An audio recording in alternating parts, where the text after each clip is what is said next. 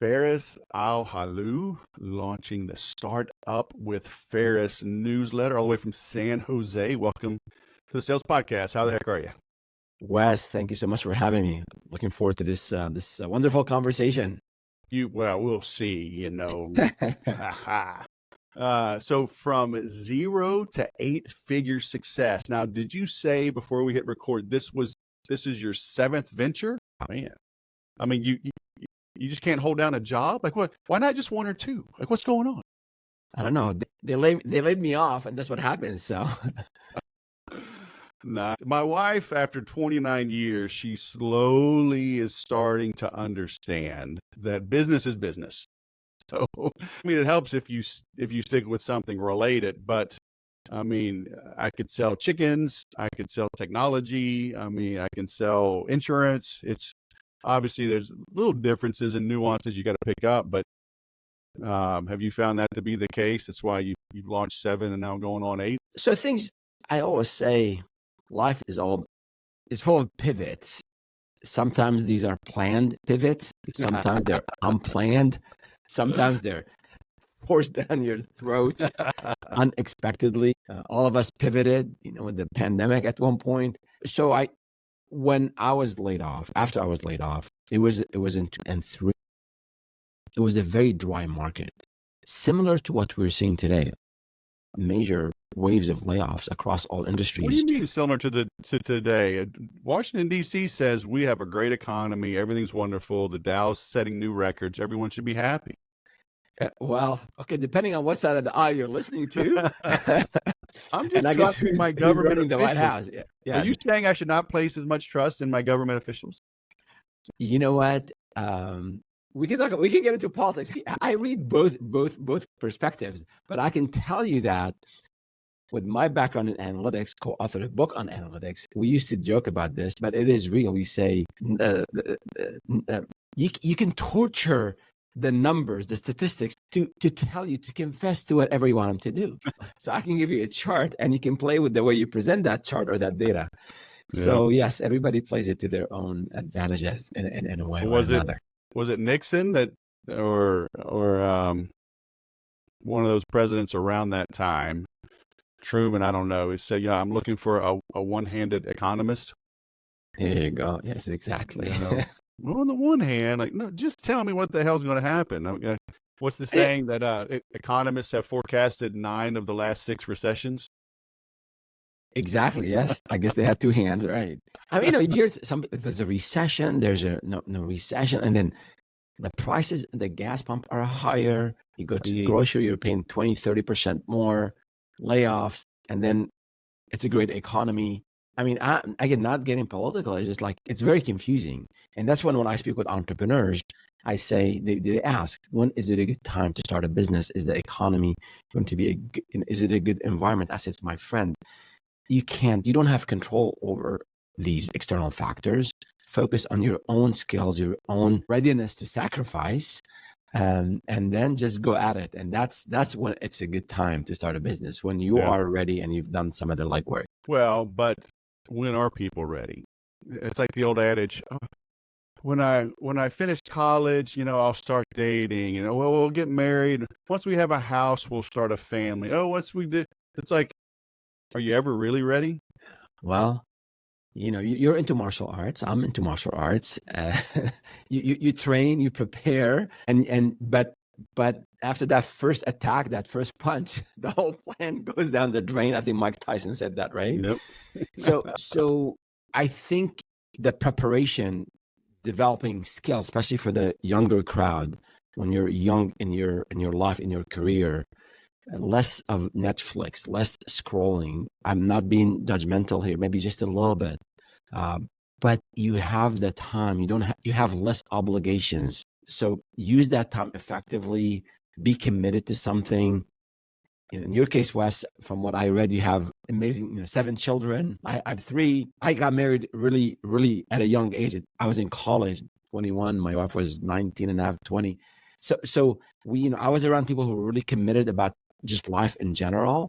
I mean, just a year before that, I wasn't. And then you start hanging out with people who are serious about life, about business, and then you make, I think, better decisions. So readiness is about I think us having some skills and also be ready to commit and put the work, put the Yeah. reps. So are you saying the old adage is true that you're the average of the 5 people you hang out with the most?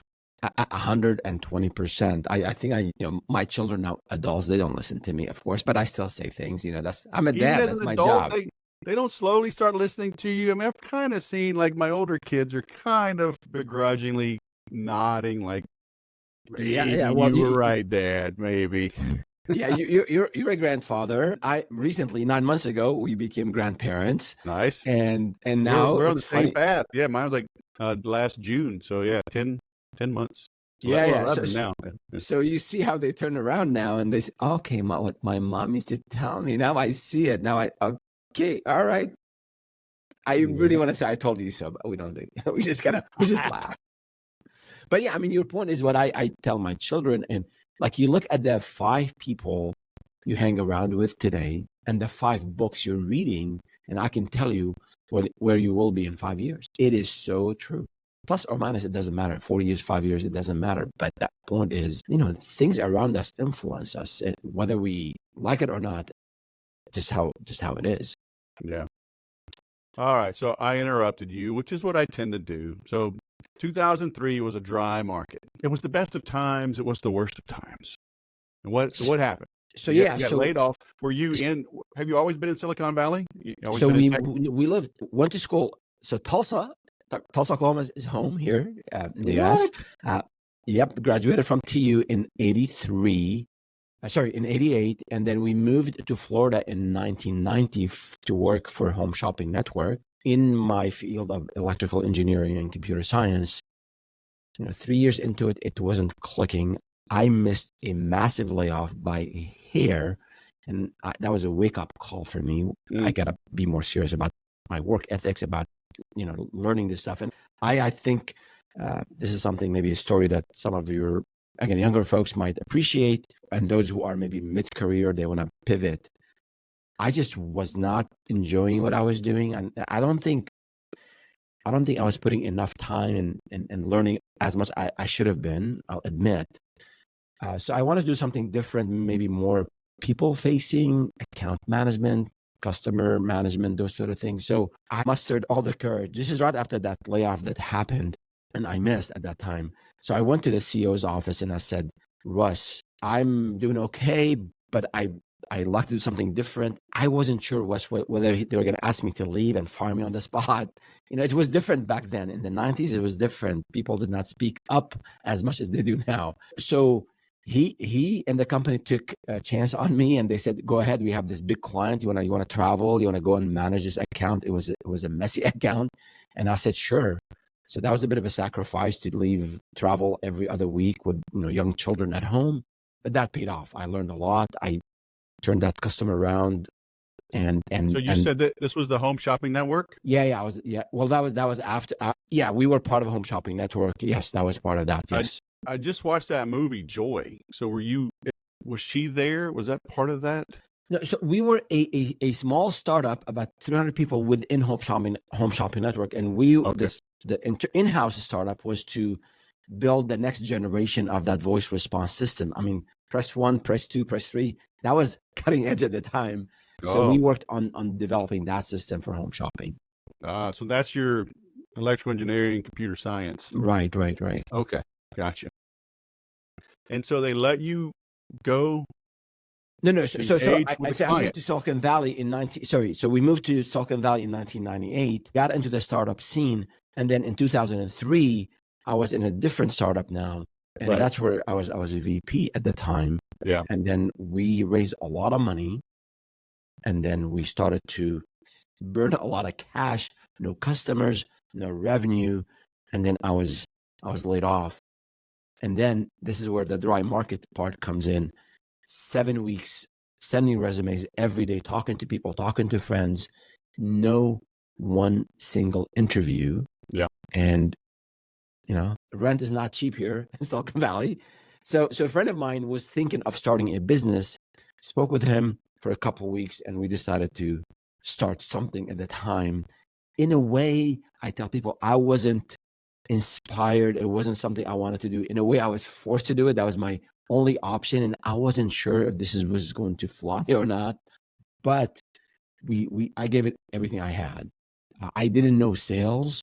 I had to learn sales from the ground up.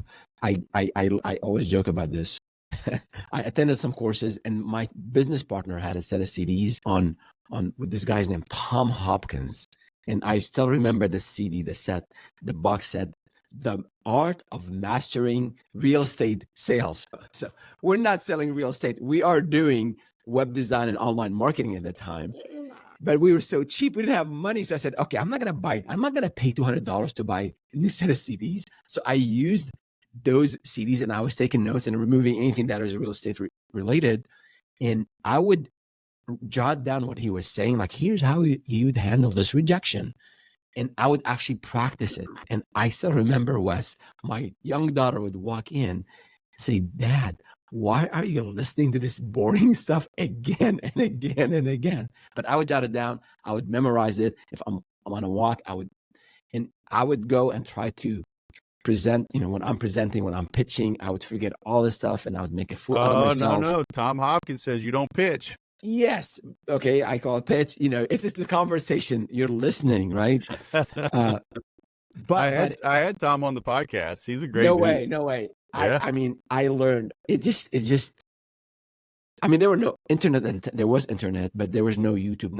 Now there's so many resources. It could be overwhelming to a young entrepreneur. At the time, I went to 3-day courses in person, another 2-day course. I was taking notes. And then it's it's the reps. You go, you speak, you present, you pitch, you make a fool out of yourself, you get better. And then eventually it becomes a second nature. And eventually you enjoy it. Yeah.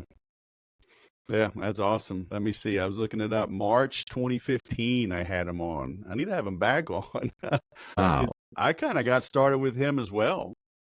I was still in the Air Force, and a guy I was stationed with was doing network marketing, so I started kind of learning about that and saw the whole self-help thing, right? Tony Robbins. Yep. But Tom Hopkins was big. I typed out something like 32 pages of typewritten notes from his books and CDs. I still got them somewhere. I need to go find them. But yeah, he's a legend, man. Oh yeah, good stuff. Yeah. So it worked, huh? Well, it was the first couple of years. It was really hard. It was very demanding. It took us forever to close the first deal. It took us longer to close the second deal. How did y'all keep the doors open? Did you get some funding? So between my business partner and I, we said, okay, we had some savings. We said, we put a budget. I think the first deal we closed was 7 weeks into the business for a grand total of $1,400 for a 4-page website, which today you can do on GoDaddy for in 5 minutes. Yeah. But that was the thing, we didn't know we had to build everything from scratch and learn it on our own. And then later, the second sale was $2,000. So, we upped our pricing a little bit. So we had a little bit of sales, but we did rely a bit on our savings. And later, in maybe a year and a half into it, we saw the light. We were starting to. We hired a couple of people, and we saw that yes, you can scale this thing. And we needed some additional resources to scale. So my partner put some money into the business, more money into the business, and then I depleted my 401k at the time.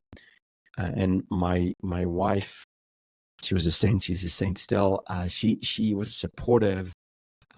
I don't say this lightly in terms of depleting your 401k plans.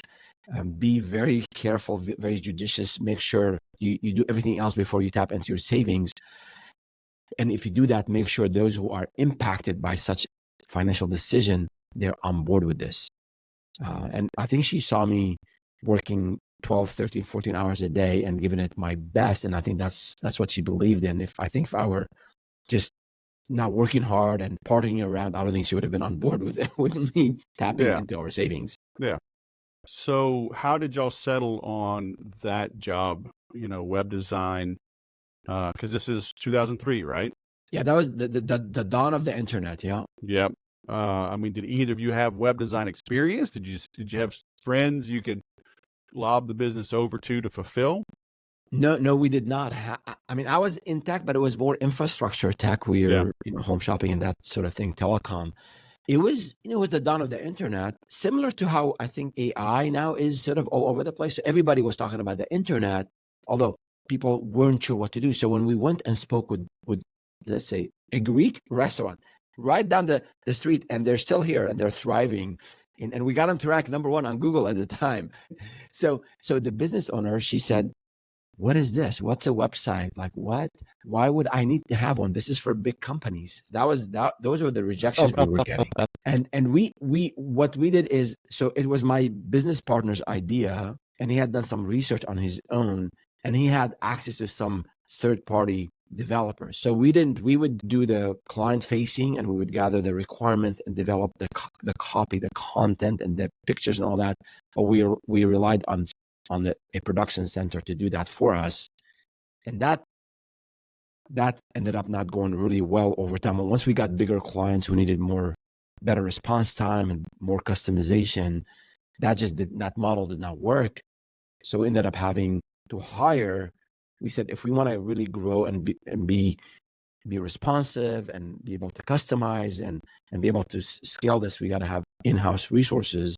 So that's when we decided to hire more people, and we needed more cash to get us over that hump. Yeah. So compare 2003 to 2023 or 2024 with AI. Mm-hmm. Is it the same mania? I think in a way, yes. I think year 2000, I think when the bubble burst here in Silicon Valley, the companies like Webvan, where they would deliver food to you, that was a concept way ahead of its time, right? And the infrastructure wasn't there to support it. So now I think AI is here to stay. Sure. I use AI in different ways personally, and then in my business. I think you'll be left behind if you don't use AI. I think there are bigger questions as a society in terms of responsible AI and responsible implementations of AI, and I'd leave that to the tech leaders and to our government officials. Hopefully both parties can get to their senses and work on something important to protect the vulnerable people who maybe people could be AI is now used to scam people. They can call my son and make it sound like it's me. So is the internet, right? I mean, phishing and email spam and scam. Yeah, so I don't think you want to be on this side. I think I speak with our video editor, an amazing guy, Don, and I thought like video editing would be like one of the first professions to take a big hit on this when AI came, because now there's some tools out there. You upload a video, even if you're not looking at the camera. Let's say I'm reading a script, this tool can make my eyes move, and it's very natural. You can't even tell. So I said, hey, Don, what do you think about AI? And you know what he's doing? He is actually, he said, I'm embracing AI 120%, because some tasks that used to take me 3 days, now I can do it in a couple hours. And then I can be very creative in using AI in what I'm producing. So, I think some specific professions, or maybe some types of jobs that are very repetitive and very sort of mundane, those would be a bit maybe risky, but it is, I think, on the individuals to always look for ways to scale up. And I think it's also on talking about politics and the government to find systems and help people who maybe can't help themselves in retooling some of the folks who are a bit behind. So I think it's a combination. Both tech has a role, I think the government has a role, and then us as individuals, there's a personal responsibility. You can't just sit on the side and whine about it. No way, man. I trust my government leaders 100% to take care of me. They're going to do all the right things. They're going to pass great laws. It's all going to be fine. Wait a second. So let me give you. So in 2016, there were $7 billion spent on elections, local, federal, state, federal. In 2020, $14 billion. So you're telling me these politicians are going to take care of everything else and not worry about raising money for their campaigns? Look, they're creating jobs. They're stimulating the economy. Here you go. Yes, a specific part of the economy around DC. Yeah, hey, but God bless them, huh? We get the government.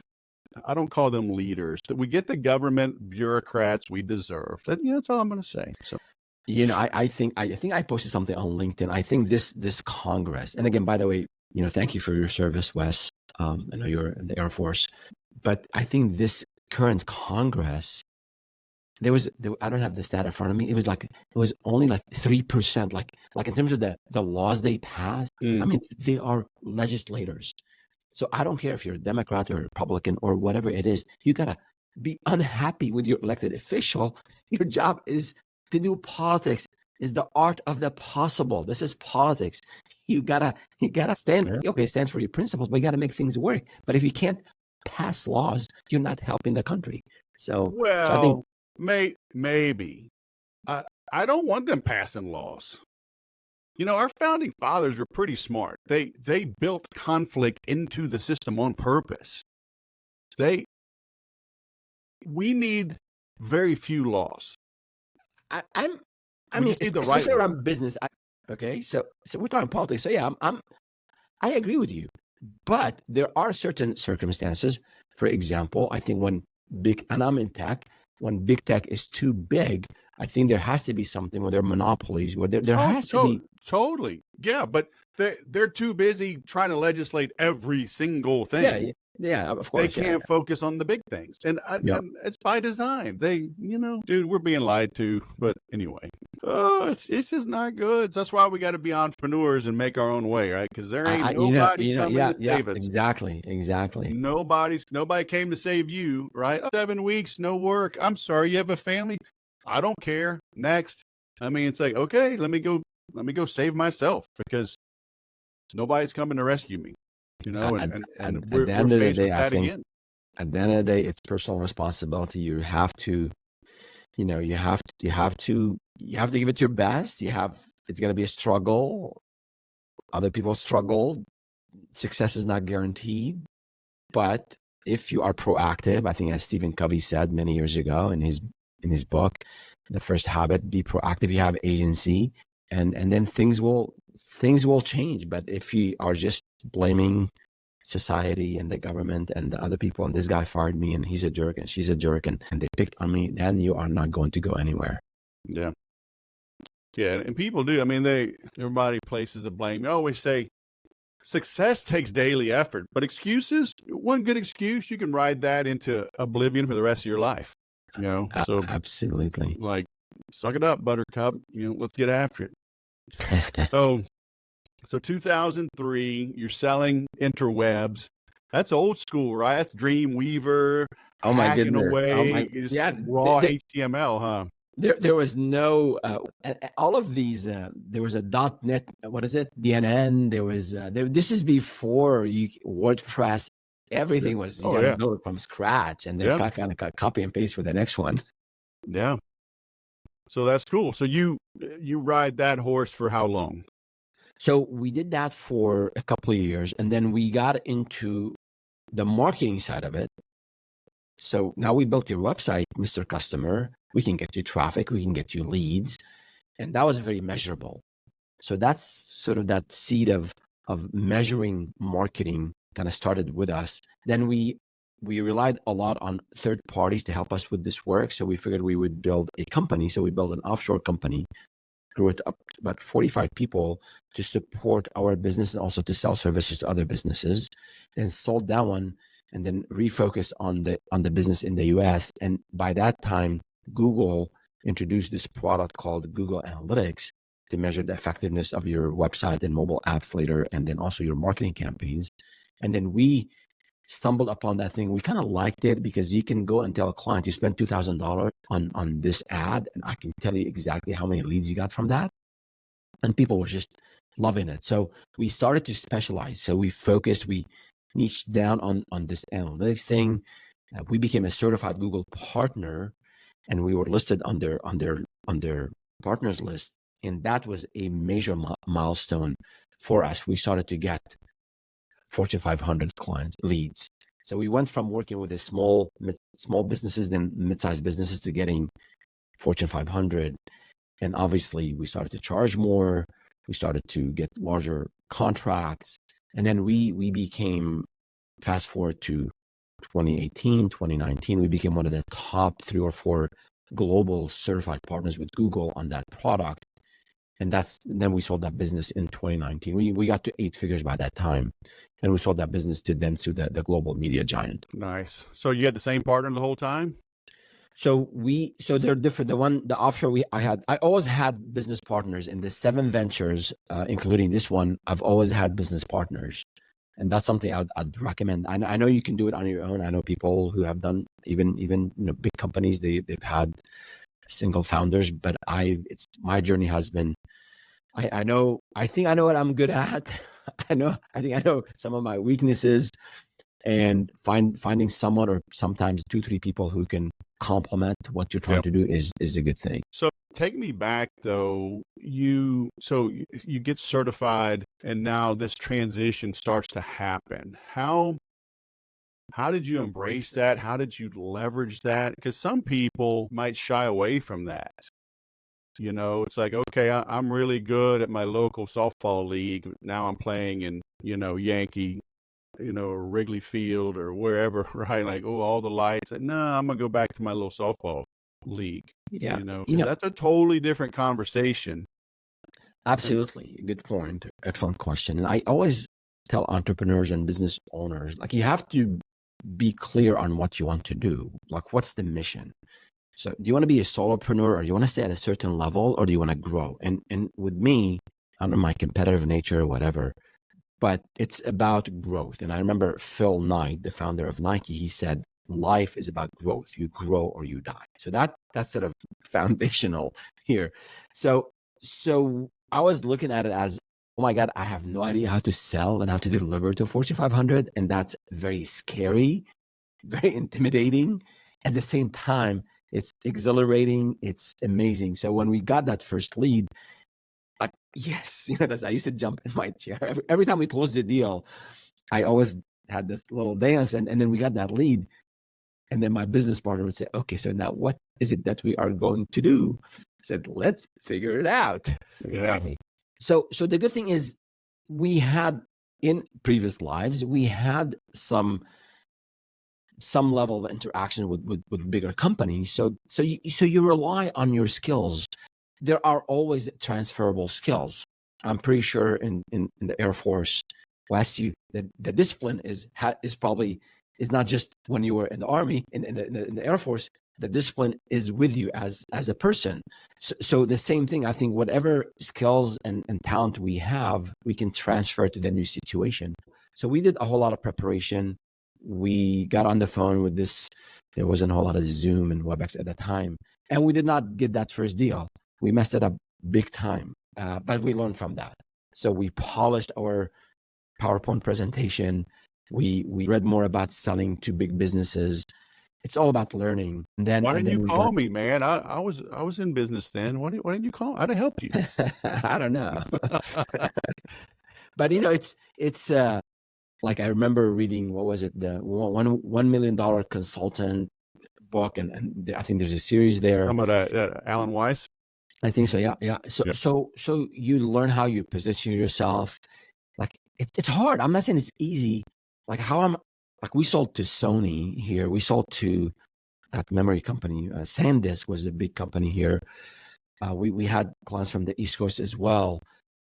It was like, I don't see what I have to kind of to fake it till you make it. But we knew the stuff. We knew our domain. We had almost, mastery.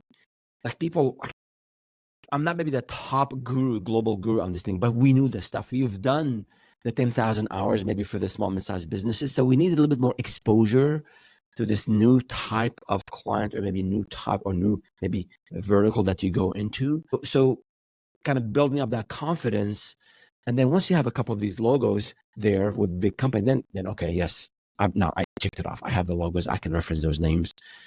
So it is, you still have to always mastery. I think it's a journey. It's not like if you get, I think Malcolm Gladwell, he said the 10,000 hours, you got to have them to reach mastery, that deliberate practice. if you have 9,000 hours, it doesn't mean you're not good at it. Yeah. You're getting better. And then once you reach 10,000 hours, you don't just sit and relax on the fence. No, you keep refining and you keep, I think, getting better at what you do. Yeah.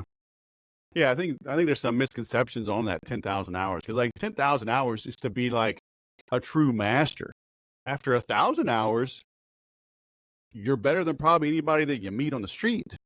Absolutely. So keep going. Yeah, I mean, in martial arts, right? I've been doing Aikido for 15 years, and I trained in other things before that, and I try different things. There are always people better than you. Sure. And sometimes they have lower ranks than you. Yep. They trained harder, they didn't test, whatever the case might be.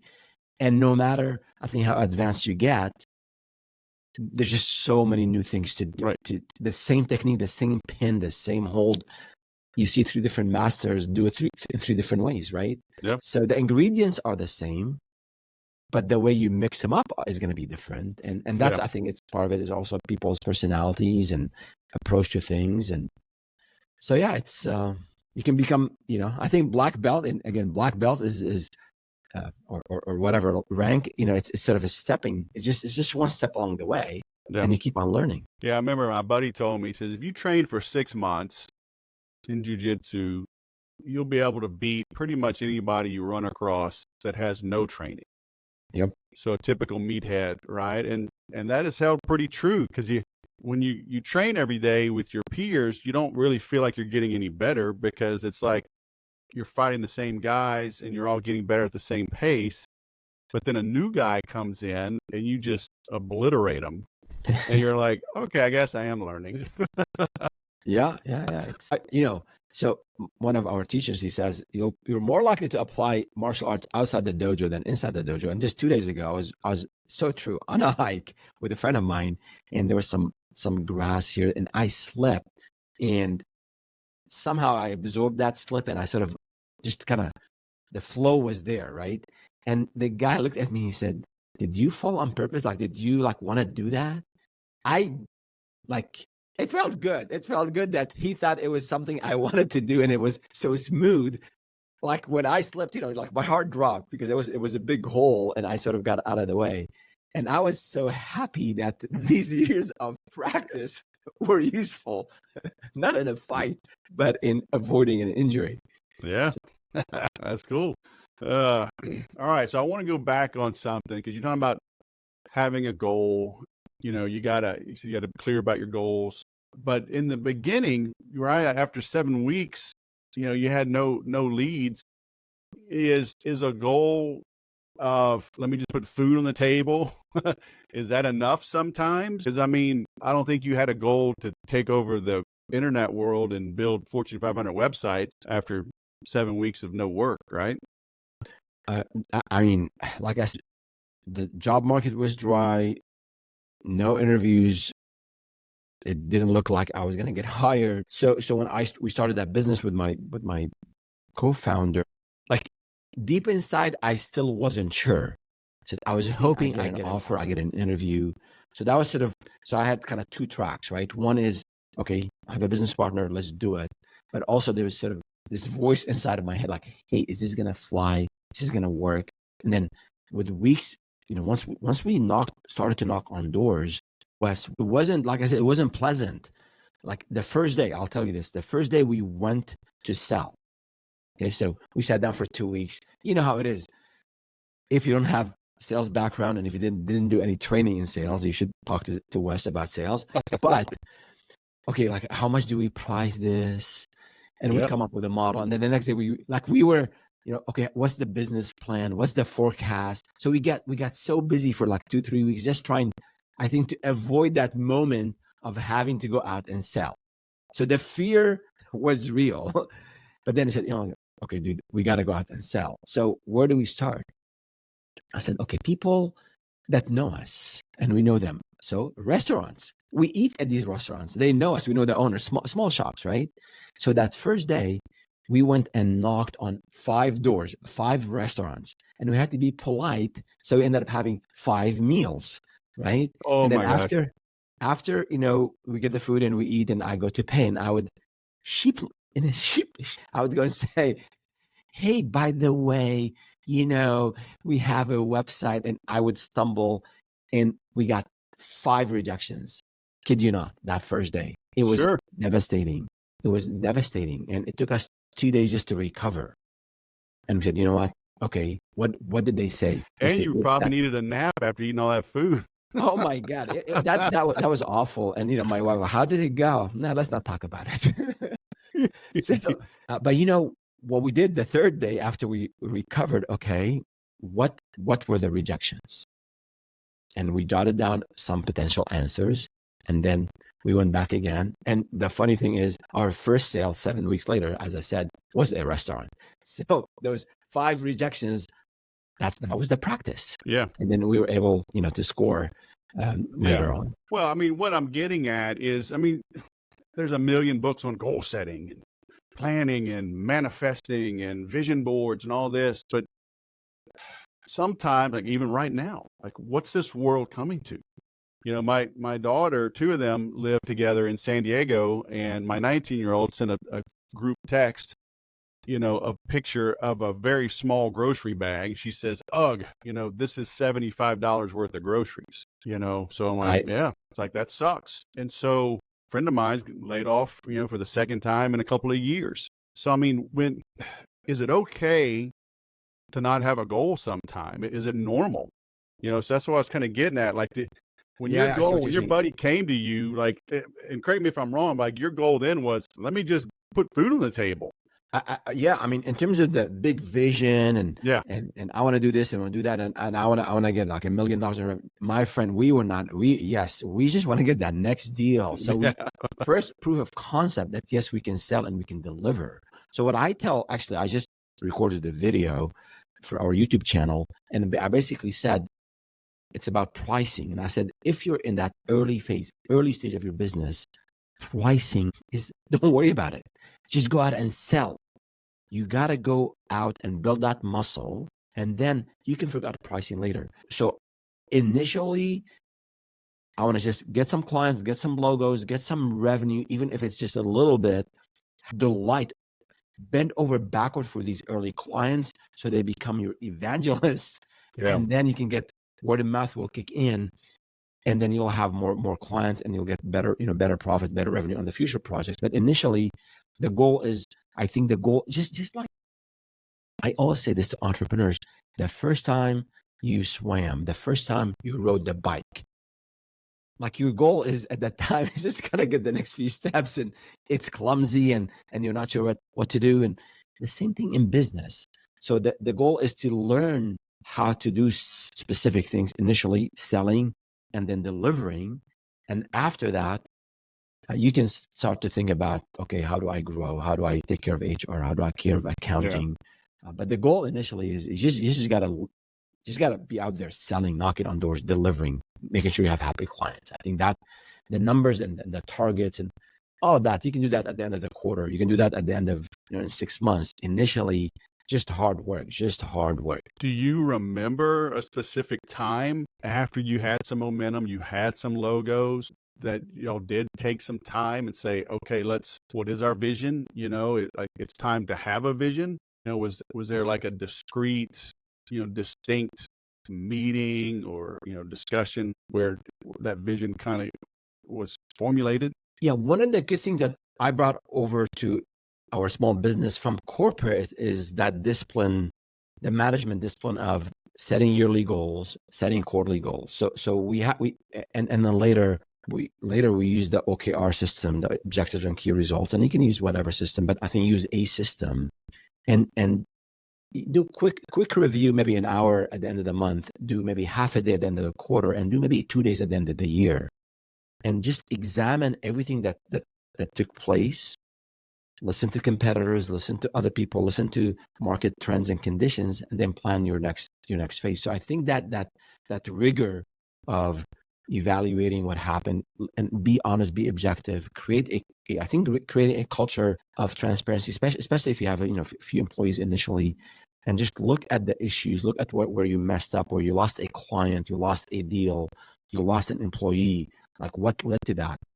dig deep, dig deep. And I always say we have these black belt rules at Startup with Feras. One of them is soft on people, hard on issues.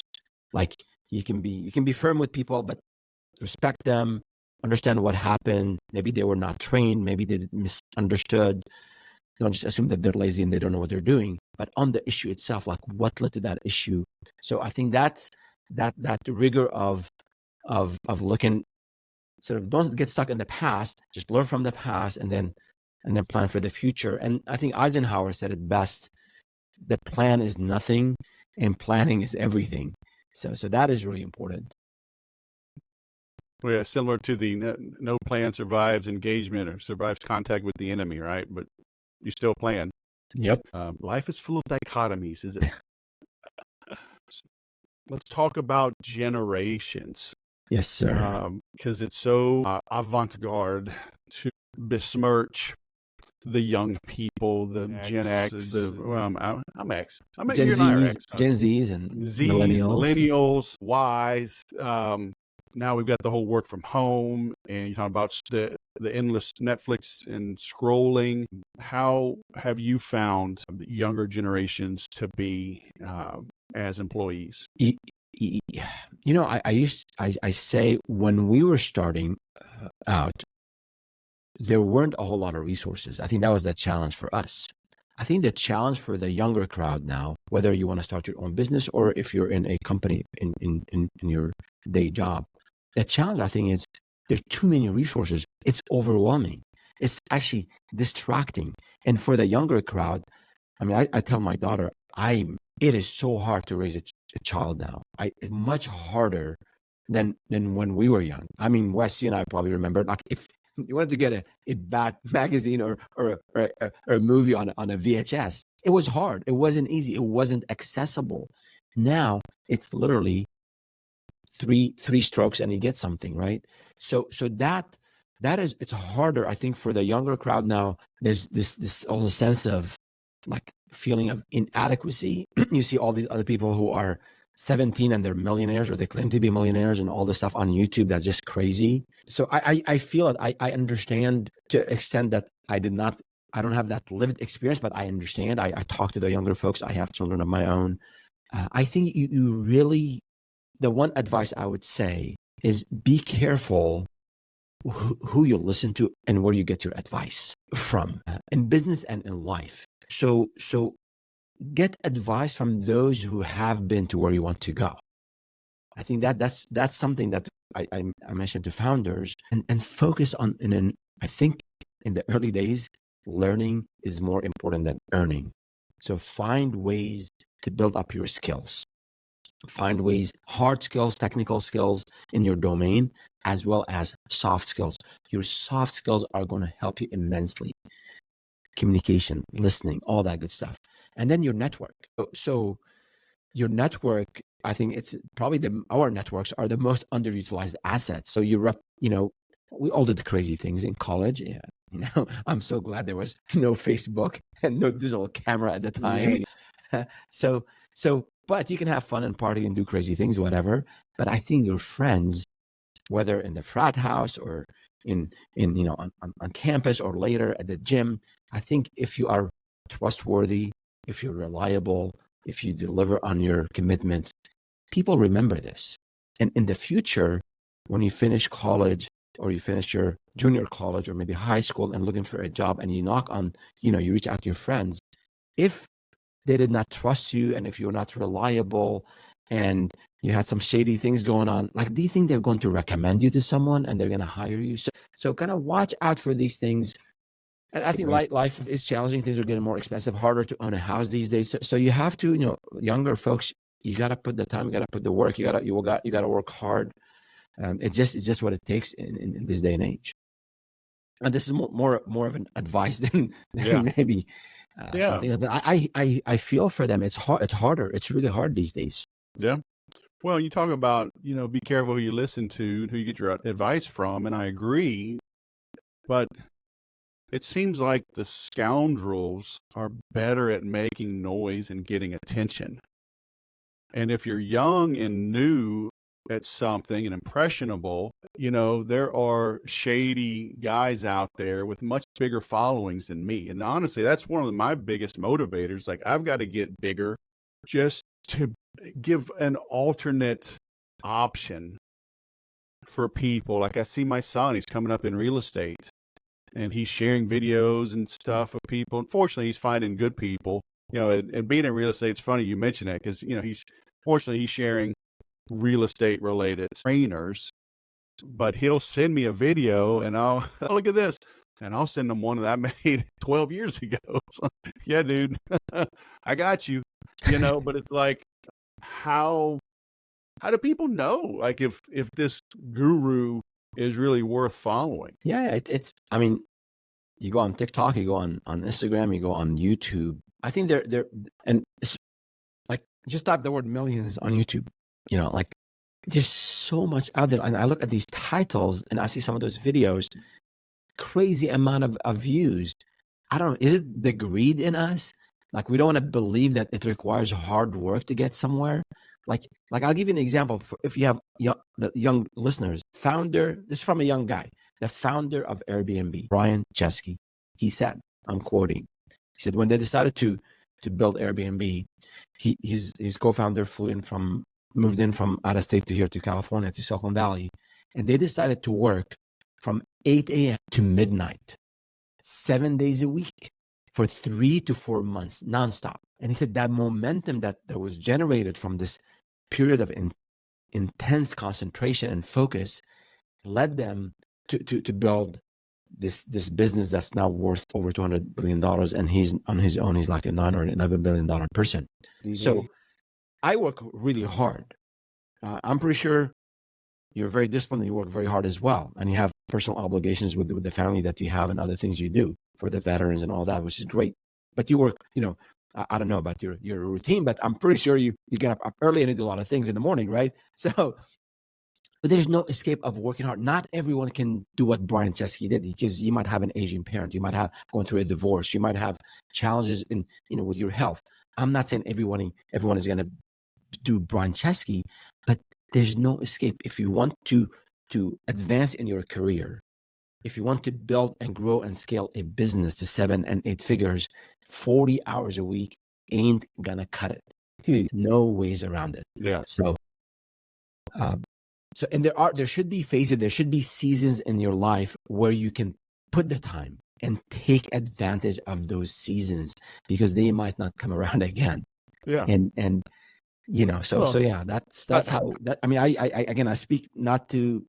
Every generation has their own challenges and their own opportunities, and the world is at your fingertip. You can go and scroll on something meaningless, and maybe it's okay to do it for 10, 15 minutes. I do it at the end of the day, just to unplug, but don't make it hours and hours, and just use the resources to really grow and learn and be of help and service to others. Well, I agree, but so I'm just pulling up here on YouTube.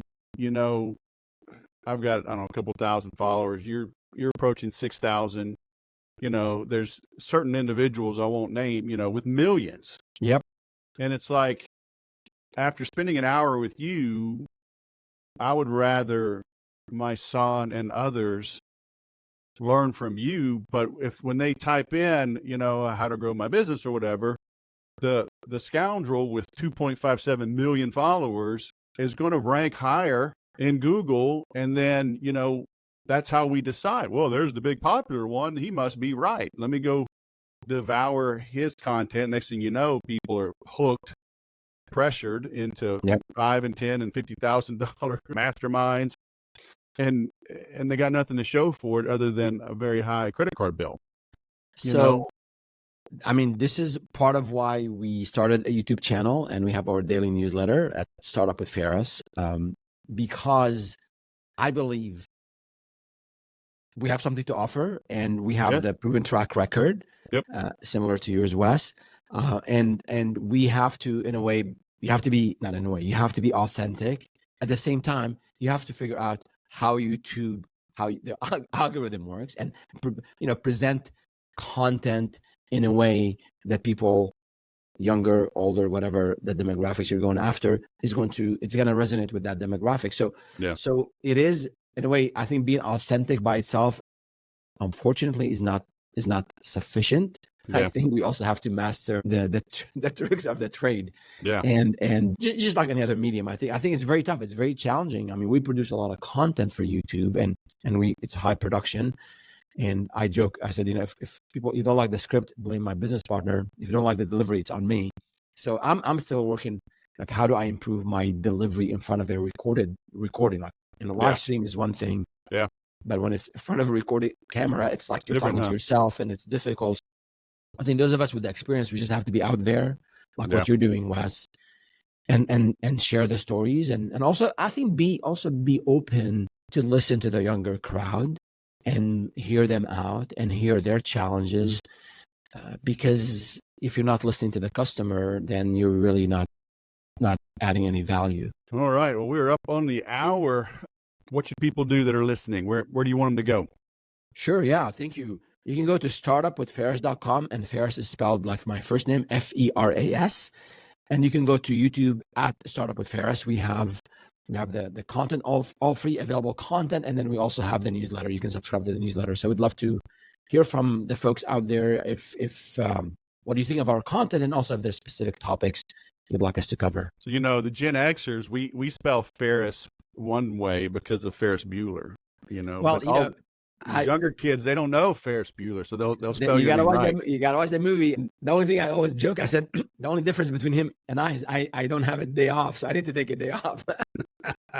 I've been watching older movies. I don't know. I'm kind of a little bummed out with some of the selections lately, and watching movies from the 90s and early 2000s, and it's fun. Like I haven't watched them in a long time, so it's almost like watching them all over again. Yeah. And there's some good stuff out there, man. Ferris Bueller's right up there.